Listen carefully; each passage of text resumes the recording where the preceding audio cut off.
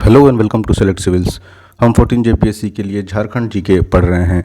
Last lecture तक में हमने झारखंड ड्यूरिंग मिडिवल एजेस का इंट्रोडक्शन देखा और बहुत सारी डायनेस्टीज़ को हमने कवर किया है। स्टार्टिंग फ्रॉम ऐबक्स हमने देखा कि किस तरह के दिल्ली सल्तनत में जब अलग अलग डायनेस्टीज़ आई तो उनके रीन के दौरान उनके साम्राज्य में झारखंड की क्या स्थिति रही थी। और फिर लास्ट हमने सैयद्स के बारे में देखा। सैयद्स बीइंग नोबल, और ये माना जाता है कि वो प्रॉफेट मोहम्मद उनसे लिंक थे, यानी उनके एंसेस्ट्रल इनसे लिंक था, तो दैट्स वाई वो काफ़ी जेंटल और सोबर उनका किंगडम चला है। तो उनके टाइम में कुछ वैसा स्पेसिफिक हिस्ट्री हमें नहीं मिलती है। आज के लेक्चर में हम फिर देखेंगे फ्रीक्वेंटली किस तरह के अटैक्स झारखंड में हुए और अलग अलग डायनेस्टी जैसे कि लोदी और फिर मुगल्स एंड लेटर मुगल्स धीरे धीरे हम देखते जाएंगे।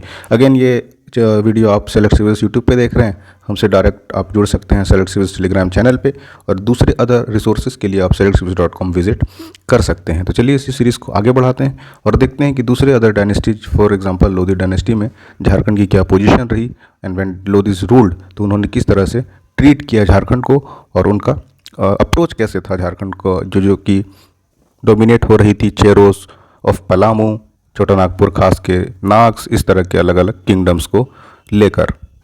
और अगर अगेन आप पहली बार ये चैनल विजिट कर रहे हैं तो आपको सारे लेक्चर्स 14 जेपीएससी एक प्लेलिस्ट क्रिएटेड है, वहाँ आपको मिल जाएंगे from the very beginning general introduction of Jharkhand, जिसके 3 या 4 लेक्चर होंगे, एंड देन झारखंड ड्यूरिंग प्राचीन काल एंशियंट टाइम्स, एंड देन उस तरह से सब्सिक्वेंटली वीडियोस आप वहाँ जा करके देख सकते हैं, ताकि आपको एक फेयर आइडिया हो जाए कि हम किस तरह से झारखंड का जीके जान रहे हैं। ऑल राइट, अब देखते हैं लोधी डायनेस्टी के टाइम में झारखंड की क्या स्थिति रही थी।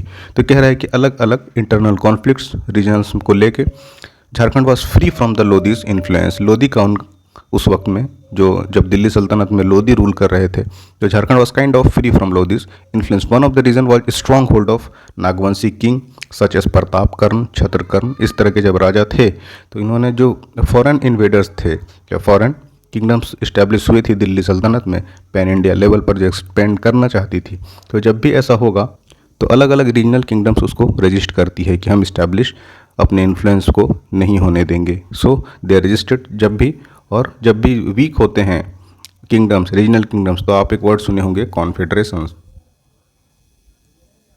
मतलब इनके अधीन तो हैं लेकिन उससे ज़्यादा स्ट्रांग हो जाते हैं, एंड देन वो अपने तरह से अपने किंगडम को संभालते हैं। और रीजनल किंगडम्स जगह जगह पर जब भी स्ट्रांग हुई है तो वो बाहरी फोर्सेस का विरोध रजिस्ट करती है। तो उस वक्त में नागवंशी किंग जैसे प्रताप कर्ण, छत्रकर्ण, ये सब काफ़ी इन्फ्लुएंस्ड थे, माइटी थे, तो उन्होंने लोधी डायनेस्टी को बहुत ज़्यादा हावी अपने पे नहीं होने दिया। लेकिन उनके साथ क्या एक इशू आया, लोधी को तो रजिस्ट किया उन्होंने, but they had to face the might of contemporary Gajapati rulers जो थे उड़ीसा के, उनसे उनको काफ़ी दिक्कत हो रही थी, क्योंकि गजपति भी आपका इन्फ्लुएंस झारखंड के रिसोर्सेज की वजह से रखना चाहते थे।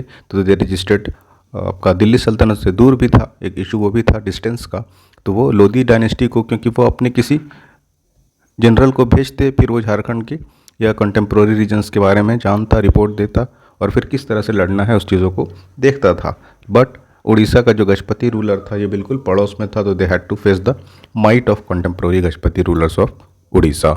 अब उसके बारे में थोड़ा सा जान लेते हैं। संथाल परगना को छोड़कर गजपति अंडर कपिलेंद्र गजपति, तो ये भी आपके लिए एक इंपॉर्टेंट फैक्ट हो जाता है, had captured a large area of Nagvanshi king, जैसा कि अभी हमने बात किया था। फिर क्या होता है, जब सिकंदर लोधी कॉन्क्रूड करता है जौनपुर को, साल था 1494, तो वहाँ का जो जौनपुर का रूलर था Hussain Sharqi, he fled away and took the refuge in Jharkhand Sahibganj area, यानी कि वहाँ से भागकर वो सरकी किंगडम से, सरकी डायनेस्टी का राजा हुसैन सरकी, वो साहिबगंज आता है और वहाँ पर पनाह लेता है। एक और इम्पॉर्टेंट इवेंट हुआ था, one more event needs to be mentioned here, कि Adil Shah second, better known as Jharkhandi sultan. So this fact is important one, कि सुल्तान ऑफ झारखंड या Jharkhandi sultan Adil Shah second had sent his military expedition to the Jharkhand state, है ना। झारखंडी सुल्तान झारखंड में अपना सैन्य अभियान भी भेजते हैं। ऑल राइट, लोधी के बाद छोटे छोटे किंगडम्स हुए, है ना। तो we don't have that much concrete evidences उनके बारे में, और वो उतना इम्पॉर्टेंट भी नहीं है जो कि झारखंड में घटनाएं हुई। उसके बाद Delhi was ruled by Mughals and Jharkhand had many important events and historical links during Mughal era, जिसके बारे में हम अभी आने वाले स्लाइड्स में देखेंगे। सो हेयर दिल्ली सल्तनत एंड्स, जो कि हमने देखा ऐबक से शुरू हुआ था, है ना, कुतुबुद्दीन ऐबक और उसका जनरल बख्तियार खिलजी। उसके बाद अलग अलग डायनेस्टीज़ आती हैं, तुगलक्स एंड खिलजीज, उनके टाइम पे क्या डेवलपमेंट्स हुए वो हमने देखा। एंड देन लोधी के बाद हमें कुछ सॉलिड कॉन्क्रीट नहीं मिलता, सो नाउ वी शैल सी कि मुगल एरा आता है जब, तो उस टाइम झारखंड में किस तरह की घटनाएं घटती हैं। उसी का ये कंटिन्यूएशन है झारखंड ड्यूरिंग मेडिवल एजेस। उसमें भी मुगल्स में हम शुरू करेंगे हुमायूं एंड शेर शाह सूरी से लेकर। ऑलराइट, तो इस टाइम पीरियड में it was mainly Sher Shah Suri who use क्या किया झारखंड फॉर हिज कॉन्क्वेस्ट, जैसे कि बंगाल जाने के या बंगाल के कॉन्क्वेस्ट में 1534 से लेकर 40 तक, और इसी के दौरान उसका सन जो था जलाल खान, उन्होंने कैप्चर कर लिया था तेलियागढ़ी फोर्ट को, जो कि राजमहल एरिया में आता है, and later on Rohtas fort, तो ये भी आप जानिए। And then during Sher Shah green में क्या होता है, यूजेस ऑफ रॉयल कॉइन्स, है ना, राजशाही सिक्कों का चलन काफ़ी बढ़ गया था। The use of royal coins had also increase substantially, बहुत ज़्यादा किसके टाइम में, शेर शाह सूरी के टाइम में, क्योंकि वही फ्रिक्वेंटली यूज़ करता था झारखंड को।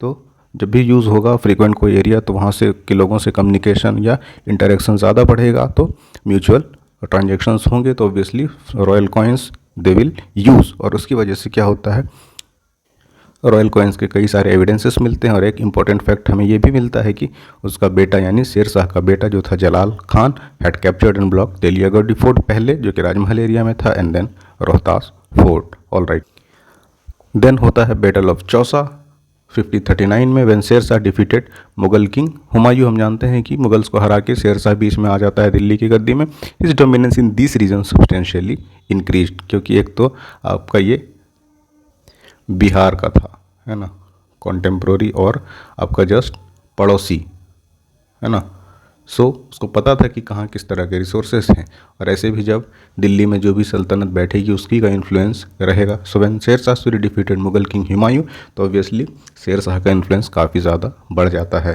तो झारखंड एरिया जैसे रोहतास जो कि अभी बिहार में है से लेकर बीरभूम जो कि प्रेजेंट डे बंगाल में है, was under his direct rule. And then Santhal Pargana region में क्या होता है, कंटिन्यूसली बीइंग यूज्ड और ruled by Suri almost for 4 decades, 4 दशक तक ये वाला एरिया जो है संथाल परगना, और फिर आपका बीरभूम वाला एरिया बंगाल वाला डायरेक्ट कंट्रोल में होता है 4 दशकों यानी 40 साल तक ऑलमोस्ट सूरीज के कंट्रोल में।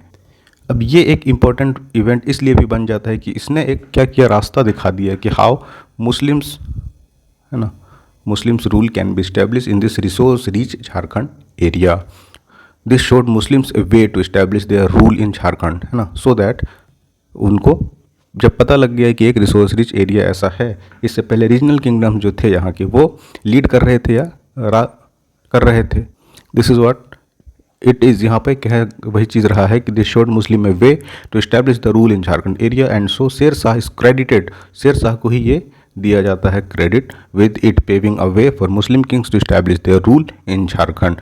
अब यहाँ पर क्या हुआ, दिल्ली में उनके सत्ता होने की वजह से दे वर क्वाइट पावरफुल, और उसी दौरान शेर शाह अपने जनरल खवास खान के साथ मिलकर और दरिया खान, खवास खान एंड दरिया Khan had defeated Chero king, Maharat Chero को हरा देता है, जिसके पास उसका श्याम सुंदर नाम का हाथी भी वो ग्रैब कर लेता है हराने के बाद। So this is asked in various exams कि श्याम सुंदर क्या था, यानी किसका एलिफेंट था, और it was conquered by whom, it was conquered by whom, तो ये सवाल आपसे पूछा जाता है। सो आप मस्ट ये do remember that during Sher Shah उसका जनरल कौन था, कि नहीं एल है ना, general Khawas Khan together with Dariya Khan had defeated Chero king Maharat Chero, popularly known for his elephant. Shyam Sundar एक महारत चेरो का बहुत ही फेमस हाथी था, जिसको हराने के बाद आपने महारत चेरो का फेमस हाथी श्याम सुंदर को भी ग्रैब कर लिया था।